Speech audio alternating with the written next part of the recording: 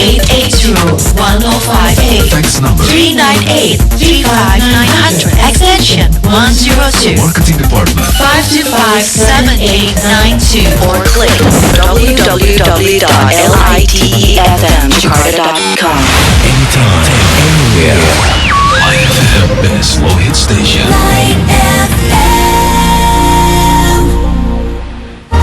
Light is beautiful. Light is beautiful. Light audience, tak sedikit orang yang takut mati.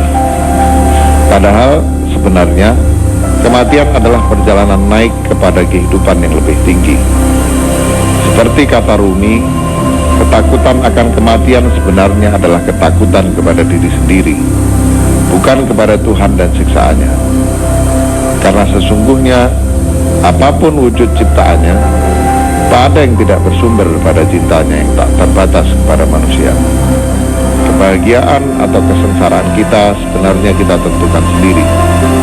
Jika ingin bahagia di sana, jadikan hidup kita di dunia ini memberikan manfaat sebesar-besarnya kepada orang lain. Jika di sini kita lebih banyak menyengsarakan orang, maka akan sengsara juga kita di sana.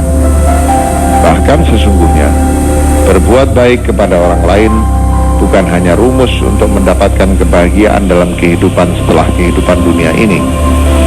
Rumus yang sama sesungguhnya bisa mengantar kita untuk mendapatkan kebahagiaan di dunia ini juga. Karena itu Light Audience, mari menjadikan hidup kita sebagai rahmat dan berkah bagi orang lain. Mari memberi sebanyak-banyaknya. Dengan memberi sebanyak-banyaknya, kita akan memperoleh sebanyak-banyaknya. Bukan hanya di akhirat, melainkan di kehidupan dunia ini juga. Light is beautiful. This is Light FM.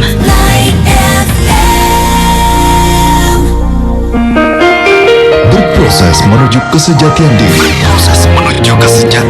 Bersama Siwo Agus Hidayat. This is Light FM. The best slow hit station. Assalamualaikum warahmatullahi wabarakatuh. Selamat malam Light Audience. Kita bersama lagi di berproses menuju kesejatian diri. Edisi hari ini Kamis 28 Oktober 2010. Bersama saya Dave Emerald. Dan seperti biasa di berproses menuju kesejatian diri, kita ditemani oleh teman sharing kita, yaitu Siwo Agus Hidayat. Kita sapa dulu beliau. Assalamualaikum Siwo. Ya, suaranya agak kecil ya Siwo ya. Pantes sambil tidur gitu ya. Iya, mohon maaf nih Siwo. Apakah Gunung Merapi sampai abunya ke tempat Siwo? Enggak ya. Alhamdulillah kalau gitu. Oke, baik Light Audience, untuk membuka suara kita malam hari ini silakan Anda telepon saja di 0213983596. Nah, itu udah berbunyi. Baik, kita sambut dulu penelpon yang pertama. Halo, Assalamualaikum.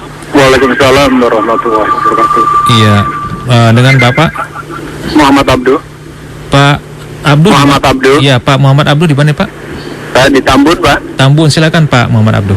Siwa, mohon pencerahan bagaimana cara kita menilai sebagai pemeluk agama kebenaran antar agama. Alat apa yang sebenarnya harus digunakan untuk menilai kebenaran antar agama, agama A, B, C, D itu dalam perbandingan antar agama itu kita bisa menilainya seperti apa? Ya. Terima kasih Siwo. Baik. Assalamualaikum warahmatullahi wabarakatuh. Waalaikumsalam warahmatullahi wabarakatuh. Baik, Light Audience, berproses menuju kesejatian diri malam hari ini sudah dibekal oleh Bapak Muhammad Abduh yang ada di Tambun. Siwo cukup menangkap ya pertanyaannya? Tidur saya. Ya? Tak tidur dulu ya. Nah, aku tidur. Sekarang lagi kerja, Siwo. Ngantuk. Guys, jangan begitu. Nanti aku, bingung aku jadinya. Oke, sudah langsung dibuka ya, Siwo ya, dari Pak Muhammad Abduh di Tambun. Silakan, Siwo. Ya? Ambil. Ya, silakan, Siwo. Saudara seluruh rekan-rekan saya tadi yang beserta seluruh staf dan keluarga besar Light FM. Assalamualaikum warahmatullahi wabarakatuh. Bismillahirrahmanirrahim.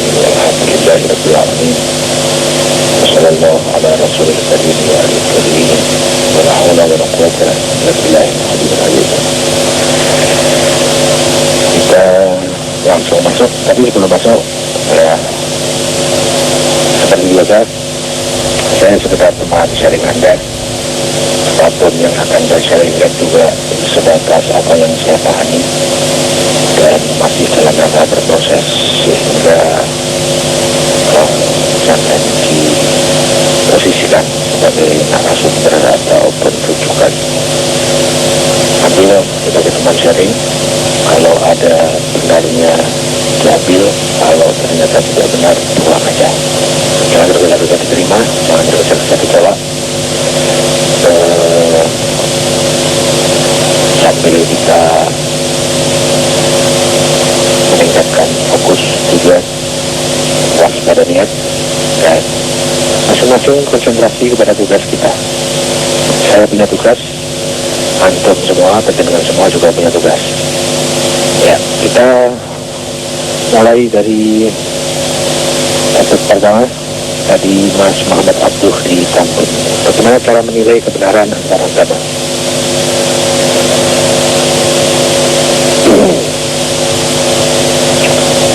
Kalau yang dipertanyakan itu menilai,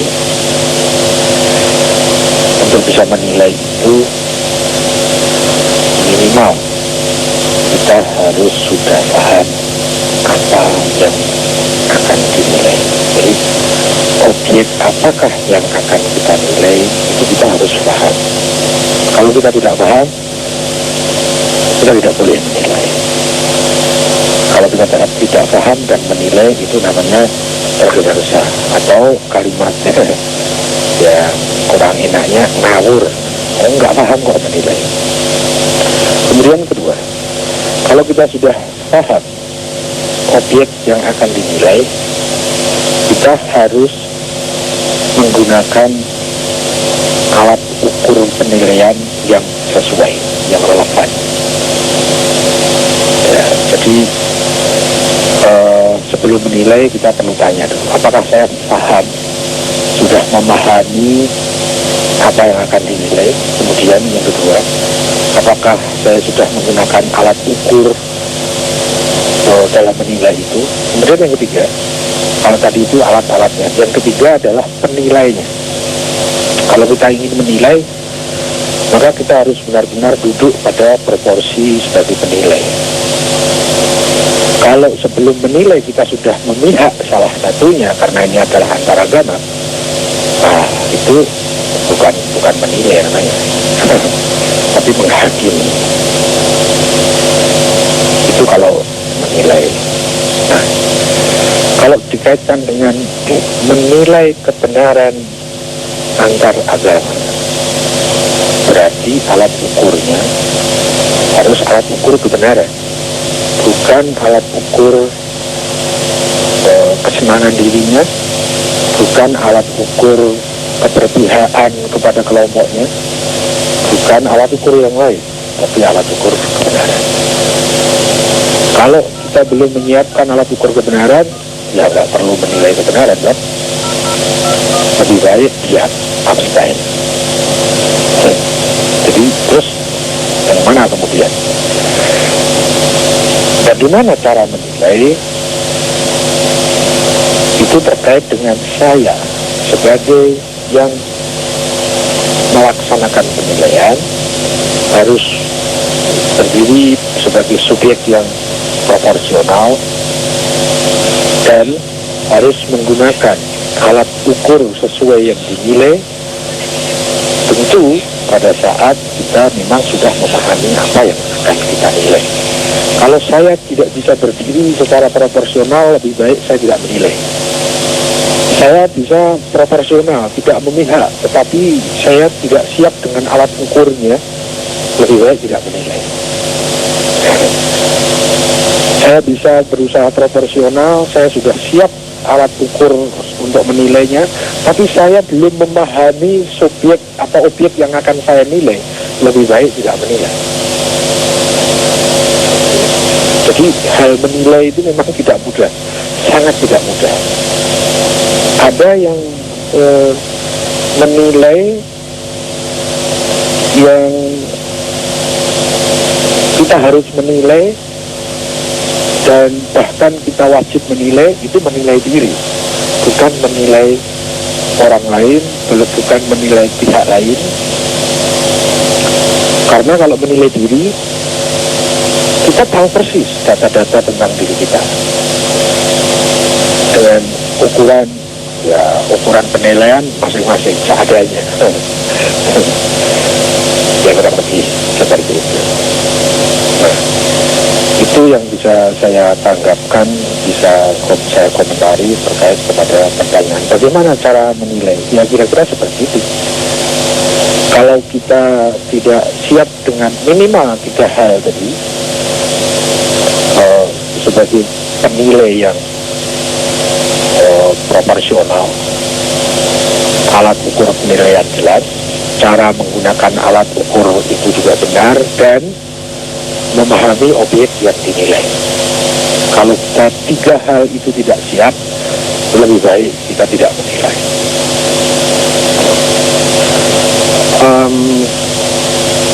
Tapi mungkin yang dimaksudkan sama Mas Muhammad Abdul bukan itu. Mungkin kaitannya bukan masalah menilai, tapi yang bisa lebih enak mungkin bagaimana saya bersikap terhadap kebenaran antara agama. Mungkin beda ya, bersikap dan menilai beda. Kalau menilai itu lebih serius, karena akan memberikan nilai, karena akan jadi juri, karena akan jadi wasit, akan jadi hakim. Tapi kalau bersikap, kita harus mempunyai sikap terhadap agama-agama.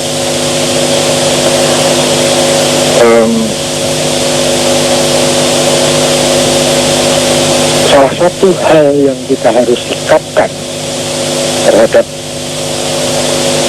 kebenaran agama-agama, yaitu bahwa kita harus menghormati, kita harus mempunyai toleransi dalam diri kita terhadap kebenaran yang diyakini orang lain, kebenaran yang diyakini oleh penganut agama lain, kebenaran yang sangat bisa jadi tidak sesuai, tidak sama dengan kebenaran yang saya yakini. Itu salah satu yang kayaknya harus menjadi sikap kita, yaitu toleransi, tasawuf.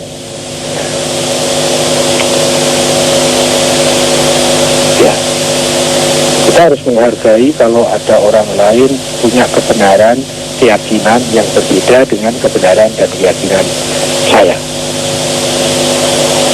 Kalau kita mengembangkan bahwa kewajiban primer kita adalah berproses menuju kebenaran yang lebih tinggi, berproses menuju kesejatian masing-masing diri kita. Kalau kita mengembangkan pola itu, maka akan mudah menerapkan toleransi itu. Yang pertama, bahwa saya selalu berusaha berproses mencari mentaati kebenaran yang difahami, diyakini sementara ini, sambil mencari dan sambil mencari kebenaran yang lebih tinggi. Prinsip ini kita berlakukan juga dalam kita memandang dan mensikapi orang lain. Kita mempunyai perspektif bahwa orang lain juga seperti itu. Orang lain itu sedang berproses menuju penyempurnaan diri. Dia juga sedang berproses, dia sedang mentaati kebenaran yang dipahami sekarang sambil mencari kebenaran yang lebih tinggi.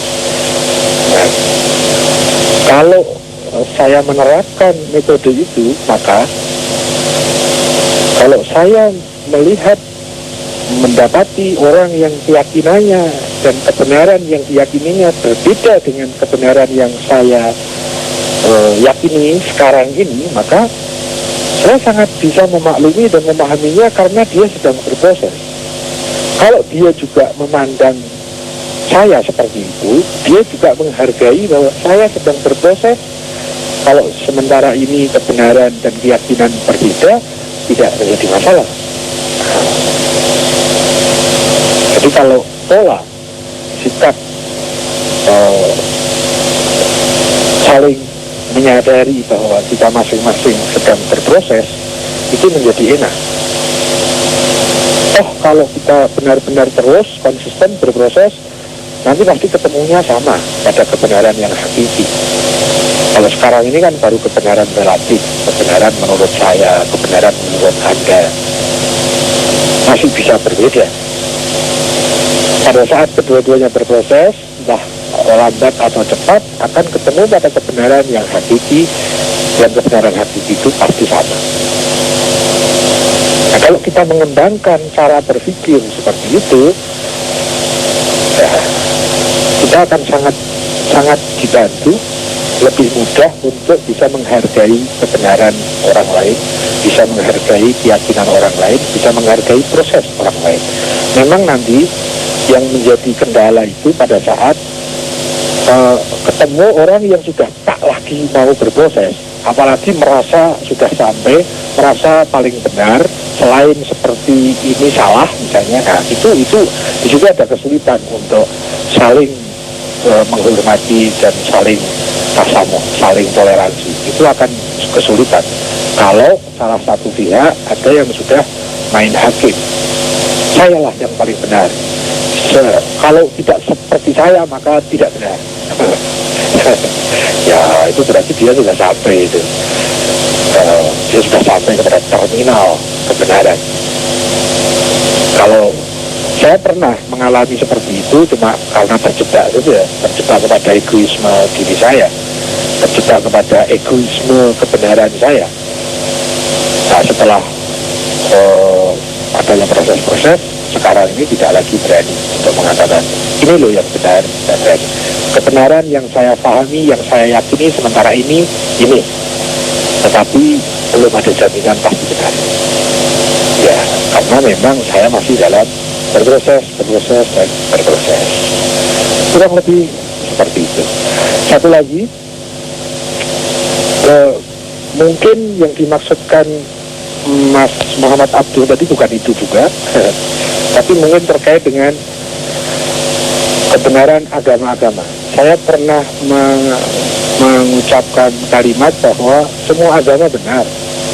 Ya, orisinal, aslinya semua agama pasti benar, karena agama itu, maksud saya agama yang diturunkan dari yang maha benar, agama yang dibawa oleh para utusan-utusan yang maha benar, agama yang dibawa oleh rasul-rasul atas perintah Tuhannya.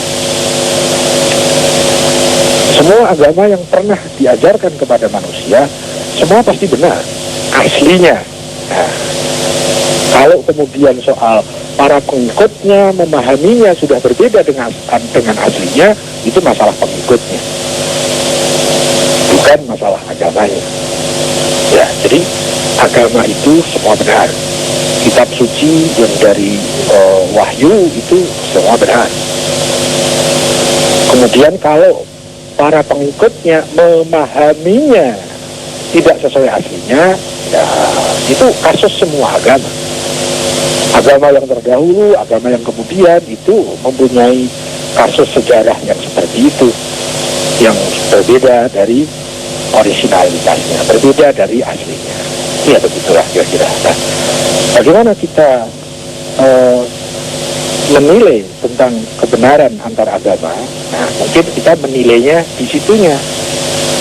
Kita menilai karena agama itu adalah ajaran dari Tuhan, ajaran dari Allah, dari yang maha benar, maka semua agama yang diturunkan dari Allah, dari Tuhan, dari yang maha benar, itu benar. Agama yang diajarkan oleh para utusan Tuhan, itu benar. Pemahaman kita terhadap agama itu belum tentu benar. Jadi kalau kita menilai maksudnya bahwa semua agama benar, itu agama yang aslinya, bukan agama yang dipahami oleh para pengikutnya. Kalau yang dipahami oleh para pengikutnya, baik pengikut agama Nasrani, agama Yahudi, agama Islam, itu ada pemahamannya yang benar, ada pemahamannya yang kurang benar, dan ada pemahamannya yang tidak benar. Ya logis seperti itu. Semua agama juga mengalami seperti itu. Agamanya benar, rasulnya benar, tapi pengikutnya ada yang benar, ada yang kurang benar, ada yang tidak benar. Kurang lebih seperti itu. Saya kembali, Bos. Baik, terima kasih Siwo, dan kami buka penelpon yang berikutnya di 08 maksud kami di 021 398 35906. Silakan untuk penelpon yang kedua malam hari ini. Halo, assalamualaikum. Waalaikumsalam. Dengan siapa ini? Dengan Mas Boy di Bekasi. Mas Boy Bekasi, silakan. Assalamualaikum Siwo. Waalaikumsalam, bisa lebih keras? Iya, gini Siwo. Saya mau men-sharingkan mengenai kejadian Merapi nih ya Siwo ya. Itu kan almarhum Mbah Marijan ya, sekarang udah meninggal gitu kan. Kan sempat pada waktu yang lalu gitu kan, dia tidak mau dievakuasi dan kebetulan ya mungkin Merapinya nggak seganas ini gitu kan, sehingga masih ada keselamatan bagi dirinya. Sampai dengan ada iklan gitu kan. Nah, menurut Siwo ini kejadian-kejadian seperti ini tuh harusnya kan ya panutan manusia itu jangan dijadikan panutan lah gitu ya kan Siwo ya. Menurut Siwo bagaimana nih? Harusnya kan semuanya sadar lah, ya mau pejabat mau presiden sekalipun ya harusnya memang ya tujuannya ya kita mesti bercermin lah gitu Siwo ya. Tentang kejadian manusia panutan ini bagaimana menurut Siwo? Apa harus menjadi panutan atau memang nggak usah terjadi lah panutan seperti itu gitu Siwo? Baik, itu aja. Gitu aja Siwo. Assalamualaikum Siwo. Waalaikumsalam warahmatullahi wabarakatuh. Silakan Siwo.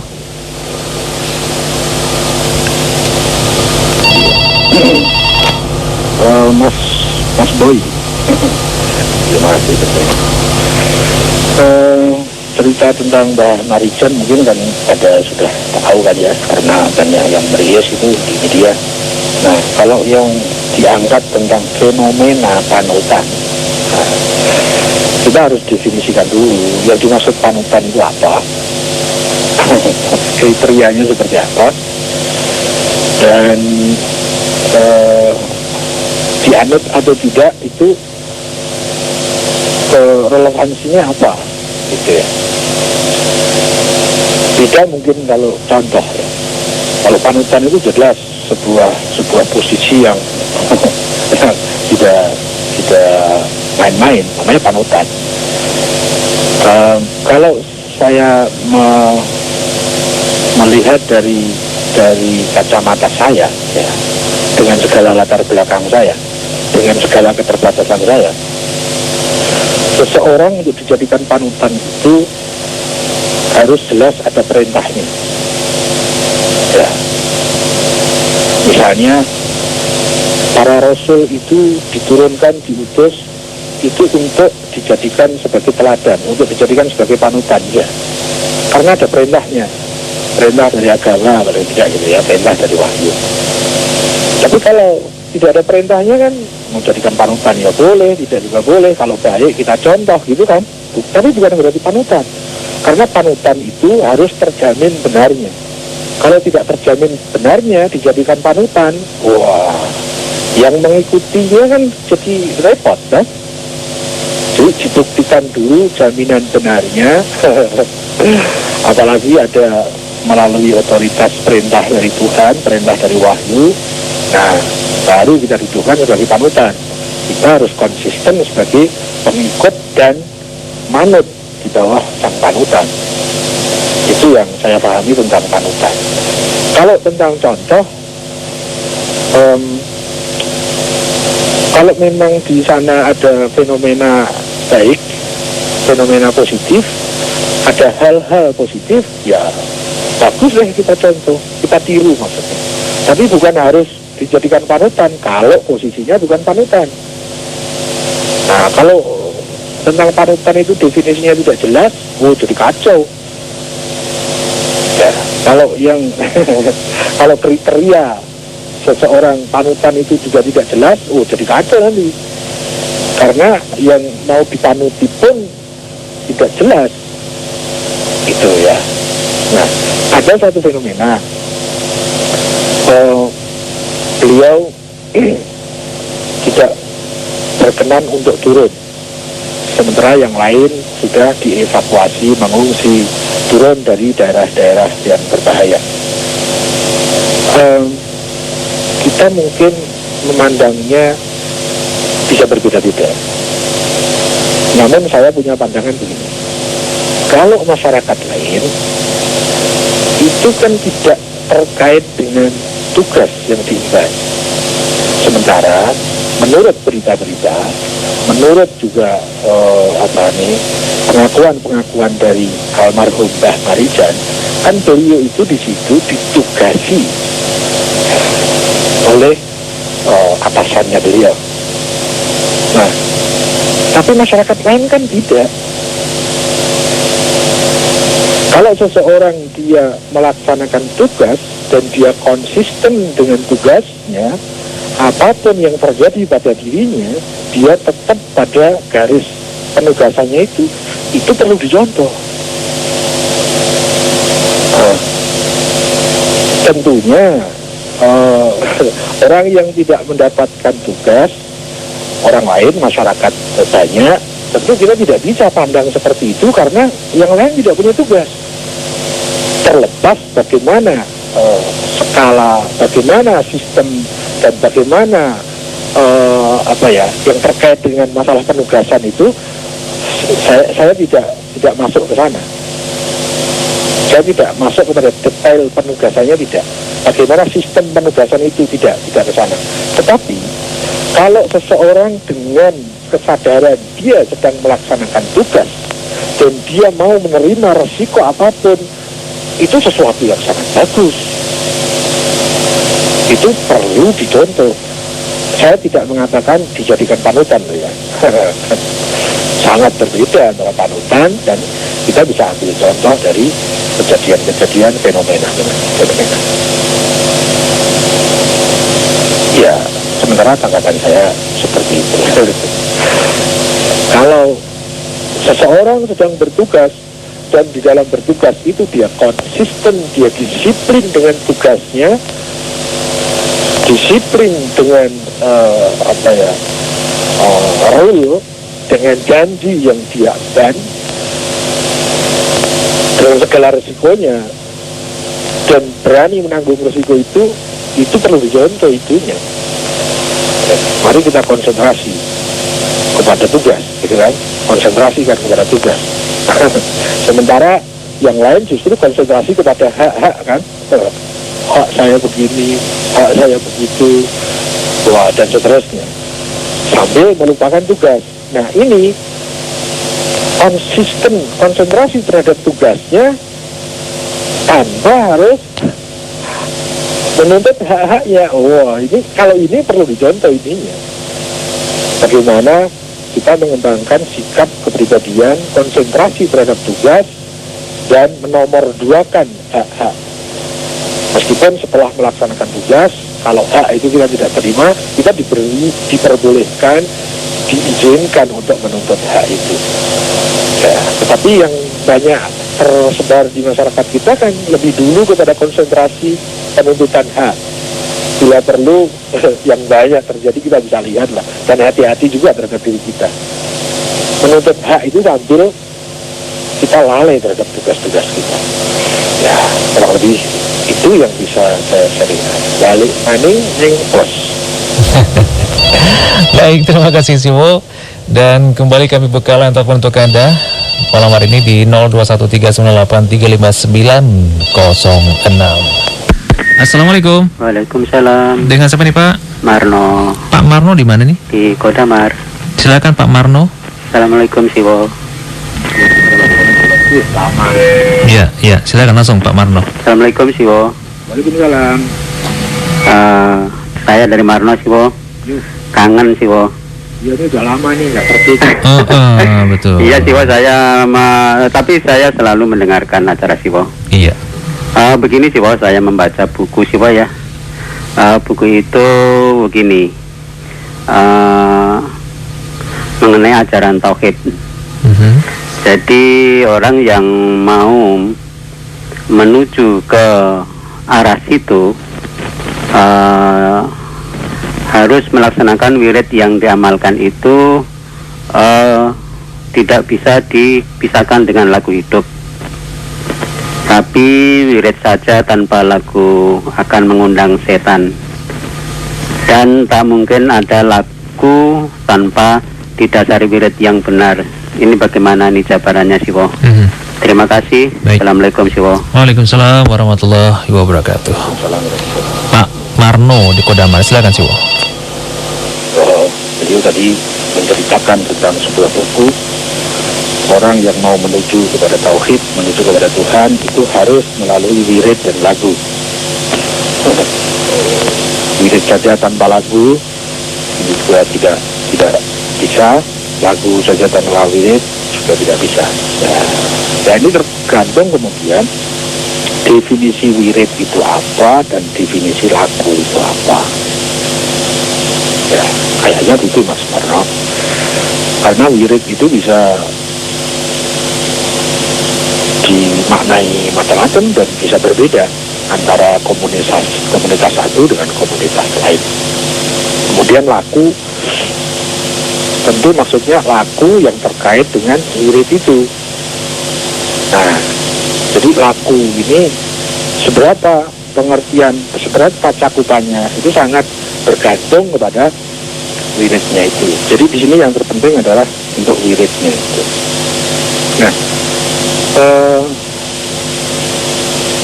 pada umumnya menurut yang saya tahu, yang disebut wirid itu adalah mengucapkan kalimat-kalimat suci berulang-ulang. Itu pemahaman globalnya. Wirid itu sendiri bisa metodenya sangat beragam. Ada yang dilantunkan dengan metode rutinitas tanpa mengenal jumlah. Ada yang dibatasi jumlah-jumlah tertentu. Ada yang dibatasi dengan kalimat-kalimat tertentu. Ada yang lebih tidak membatasinya. Nanti ada yang metodenya pakai jahar itu pakai suara. Ada yang pakai siri, tidak dengan suara. Wah, macam-macam. Nah, kalau bagaimana tanggapan saya? Jalan menuju tauhid itu banyak.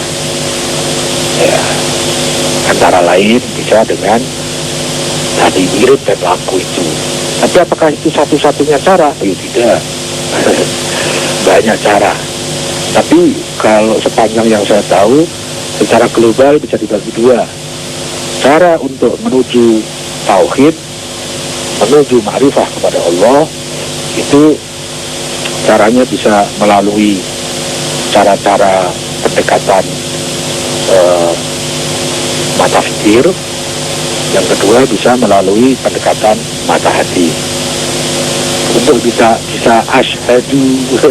asyhadu tentang Allah dan tentang Rasul, itu bisa melalui pendekatan mata fikir, bisa juga melalui pendekatan mata hati.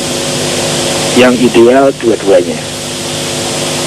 Kalau dengan pendekatan mata fikir, kita melalui perenungan-perenungan, melalui pelajaran-pelajaran, melalui pemikiran-pemikiran, seriusnya melalui tafakur. Dengan hujah-hujah, dengan dalil-dalil, dengan argumentasi-argumentasi. Nanti akan menghasilkan sebuah kesadaran yang berangkat dari ilmu khusul, dari ilmu-ilmu logika, ilmu rasional, filosofis, dan yang argumentatif. Ada cara yang kedua, yaitu menggunakan mata hati. Di sini lebih cenderung untuk lebih mementingkan pensucian diri. Dengan pensucian diri, mensucikan indranya, mensucikan fisiknya, mensucikan pikirannya, mensucikan perasaannya, mensucikan niatnya, mensucikan hatinya. Maka nanti akan ada sebuah akibat, sebuah hasil yang itu terkait dengan ilmu khudur, jalannya dengan tazakkur. Kalau tadi yang satu tafakur, ini tazakkur. Yang satu dengan berpikir, yang satu dengan berzikir. Tapi zikir dalam makna bukan yang sempit, tapi zikir dalam makna perjalanan spiritual menuju Tuhan dengan cara yang macam-macam. Yang saya tahu itu, jadi ada dua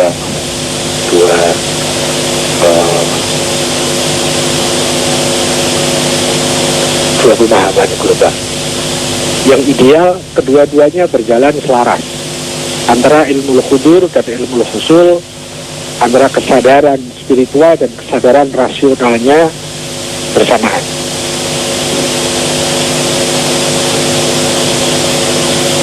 Sehingga dia bisa menggunakan ilmu khudurnya pada saat dia berpacu menuju Tuhan, dia berhubungan dengan faktor-faktor spiritual itu. Sementara dia kalau berhubungan dengan sesama manusia, dia menggunakan formula-formula rasionalnya. Ya. Kalau kita berhubungan dengan sesama manusia, menggunakan ilmu khudur, nggak bisa mengungkapinnya, menyampaikannya nggak bisa. Ya, jadi ada dua itu. Seseorang kita kalau mau berjalan menuju ma'rifatullah bisa mengambil cara A, bisa mengambil konsentrasi ke cara B, atau dua-duanya. Ya. Kalau yang satu bergulat di bidang argumentasi, sementara yang satu bergulat pada bidang pensucian diri. Mana yang lebih afdal? Sepanjang yang saya tahu, yang lebih afdal adalah yang melalui pensucian diri. Tapi yang paling afdal kedua-duanya. Jadi sambil primernya mensucikan diri, sambil juga kita memakrifai menggunakan hujah-hujah sebagaimana yang itu bisa dikomunikasikan kepada sesama kita manusia. Ya, ada orang yang dia secara personal dia mensucikan diri sehingga datanglah ilmu khudur yang itu sangat bermutu, tetapi pada saat dia ingin menyampaikan kepada orang atau ingin dia mengungkapkan kepada orang, itu tidak bisa. Karena untuk mengungkapkan kepada orang lain itu butuh formula-formula yang sifatnya logika rasional, seperti itu kira-kira. Ya, kurang lebih seperti itu yang bisa saya sharingkan. Tentang tadi keharusan melalui wirid dan laku, kita harus tahu dulu definisi dari wirid dan definisi dari laku itu seperti apa.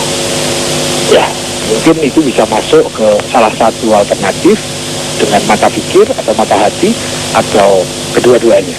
Itu kita tidak bisa lebih jauh membahas ini kalau kita belum tahu definisi apa yang dimaksudkan wirid di situ dan apa yang dimaksudkan dengan laku di situ. Yang terpenting menurut saya, masing-masing kita yuk mau pakai wirid mau tidak, ada yang pakai ini pakai itu, yang terpenting adalah kita mempunyai proses. Selalu kita berproses dari saat ke saat, dari hari ke hari, dari minggu ke bulan ke tahun, kita selalu punya proses. Berproses menuju kebenaran yang lebih bermutu, berproses menuju kesejatian diri, berproses menuju menjadi penghamba Tuhan yang baik, berproses menuju yang Maha Tunggal. Kurang lebih itu yang bisa saya sampaikan. Ya, Bos. Baik, Siwo. Sudah pukul 21.40 saat ini Light Audience. Kembali kami buka line telepon untuk Anda untuk sesi yang pertama hari ini di 021398359906.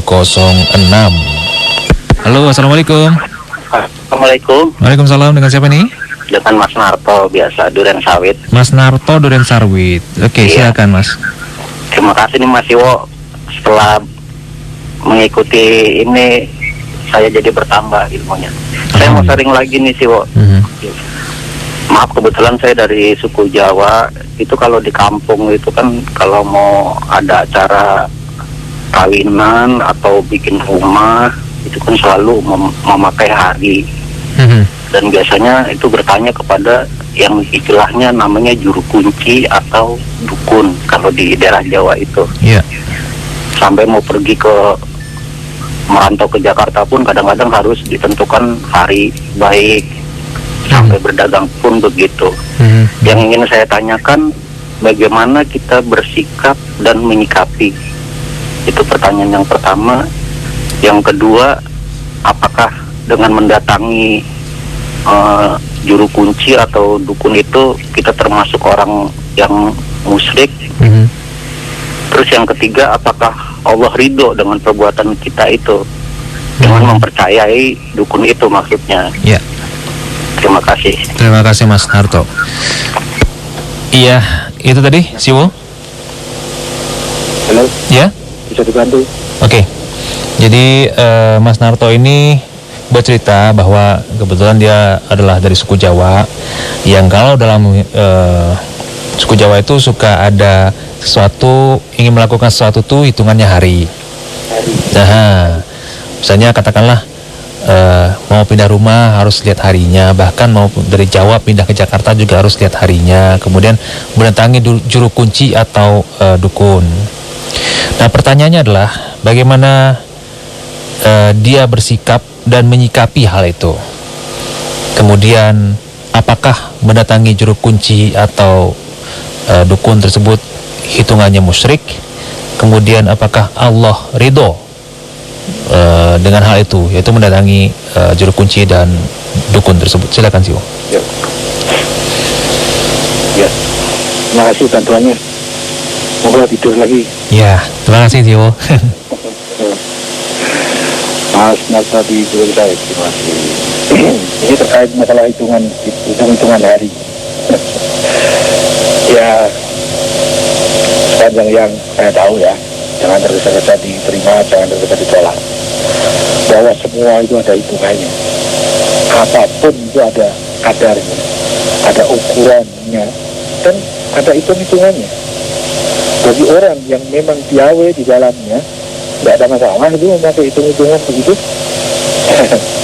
Ya, apa yang tidak pakai hitungan? Seorang dokter mau mengoperasi pasiennya, apakah harus ada hitungannya di situ? Kita mau belanja ada hitungannya.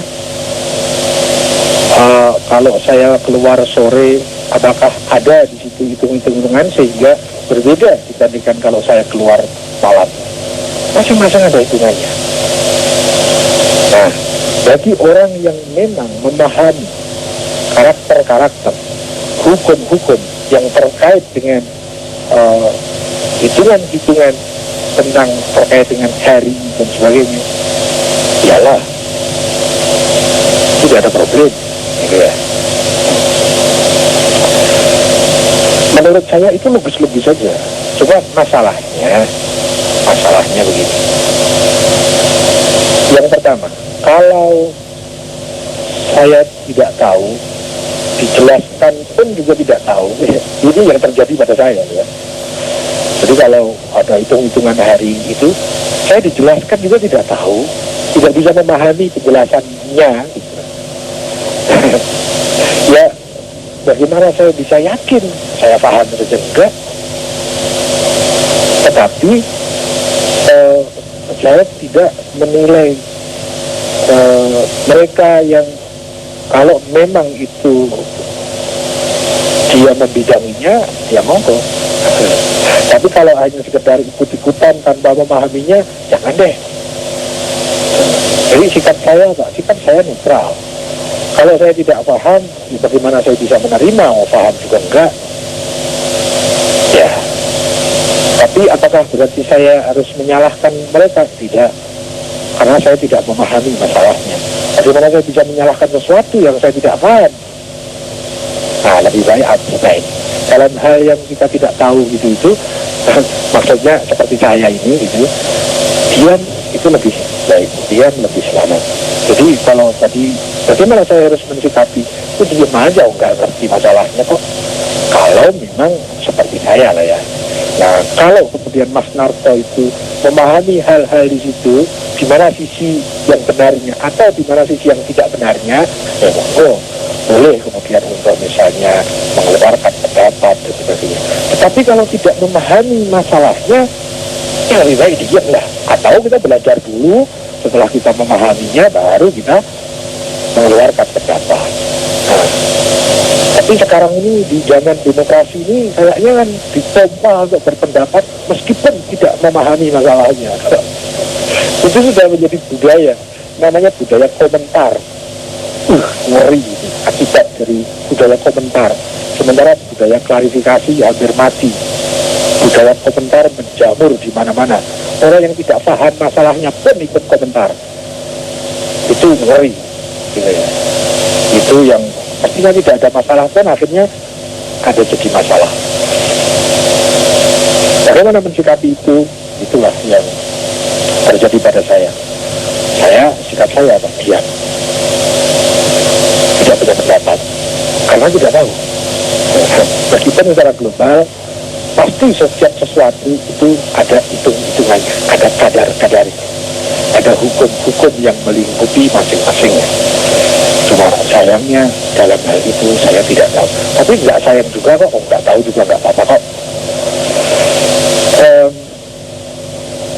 Bagaimana mendatangi dukun? Apakah itu termasuk musyrik? Ini kita harus hati-hati ya, karena musyrik itu bukan hal yang remeh, bukan hal yang sepele, tapi hal yang sebuah kesalahan yang sangat fatal kalau itu terjadi, yang disebut musyrik itu. Tetapi kita harus kembali dulu kepada apakah musyrik itu.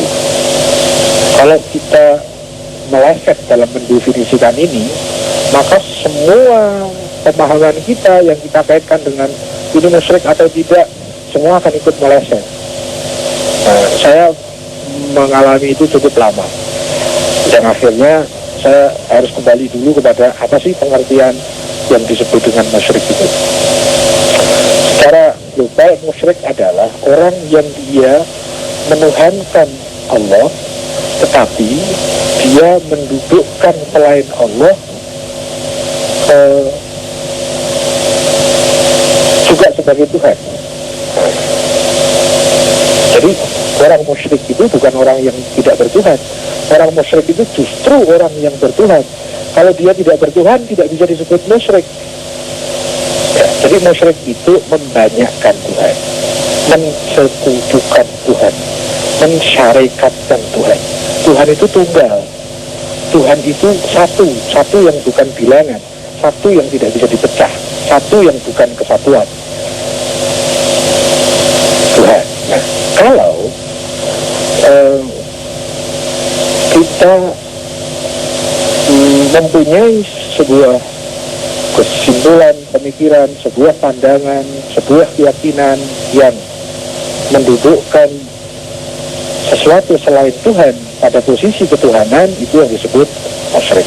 Jadi musyrik itu hal yang sangat ngeri, sebuah penyakit spiritual yang mengerikan, karena nanti dampaknya itu hidup kita pasti compang-camping, pasti tidak beraturan, dan itu akibat pastinya adalah seseorang yang musyrik mustahil bisa bahagia hidupnya. Ya, itu yang pertama. Yang kedua, koridor atau ranah atau kotak dari musyrik itu adalah masalah keyakinan,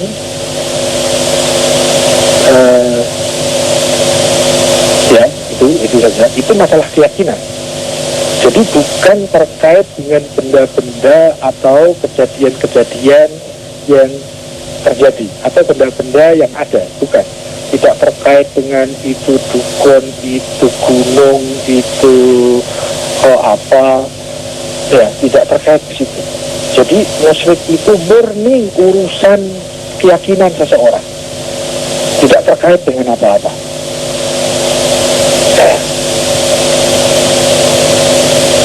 Jadi kedukun itu bisa jadi musyrik, bisa jadi tidak. Mendatangi gunung kawi misalnya, bisa musyrik, bisa tidak. Membakar dupa kemenyan misalnya, bisa musyrik, bisa tidak.